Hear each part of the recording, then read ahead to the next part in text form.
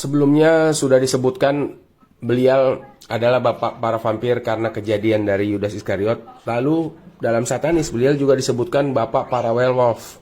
Karena dalam ceritanya beliau diceritakan membantu Hitler mencapai puncak kekuasaan.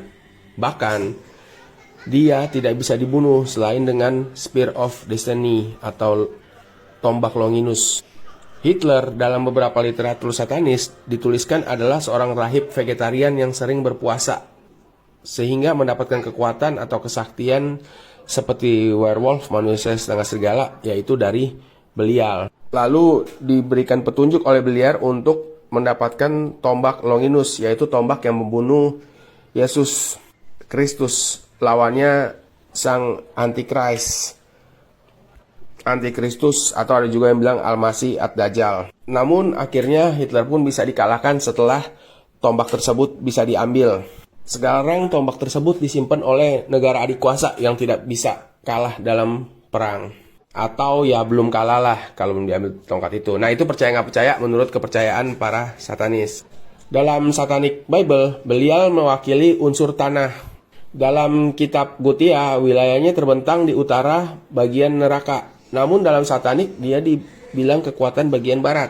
Dalam kitab Gotia, beliau digambarkan sebagai raja neraka perkasa dan kuat yang diciptakan setelah Samael ada. Ada juga yang menyebutnya setelah Lucifer. Beliau berbicara dengan suara yang menarik. Posisi beliau sebelum jatuh dari surga hampir setinggi malaikat Mikael. Orang yang memakai beliau menggunakan peran beliau untuk mendistribusikan jabatan dan kedudukan serta mempengaruhi persahabatan dan musuh. Beliau diyakini memiliki kemampuan untuk mempengaruhi keputusan dan pengaruh dalam hal posisi sosial, politik, dan pemerintahan. Mempengaruhi posisi jabatan.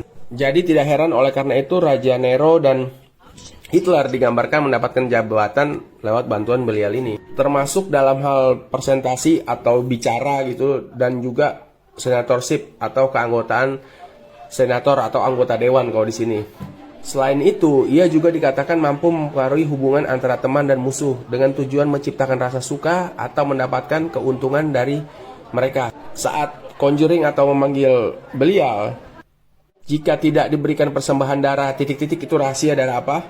Saat ritual memanggil, beliau yang datang itu biasanya hanya jujur dalam waktu 10 menit aja. Setelah lebih dari itu, dia bukannya berbohong, tapi dia akan cenderung menyesatkan jika tidak diberikan offering baru. Jadi setiap 10 menit kalau belum selesai tuh biasanya harus nambah offering baru lagi. Maksimalnya 1 jam setelah dikerjain. Maksudnya setelah itu biasanya setelah 1 jam beliau akan mengerjain orang tersebut yang memanggil. Nanti akan terkena gangguan fisik seperti kayak penyakit. Maksudnya orang lain itu mengiranya itu penyakit sehingga fisiknya terganggu. Namun sebenarnya itu pekerjaan dari beliau sendiri begitu. Terima kasih.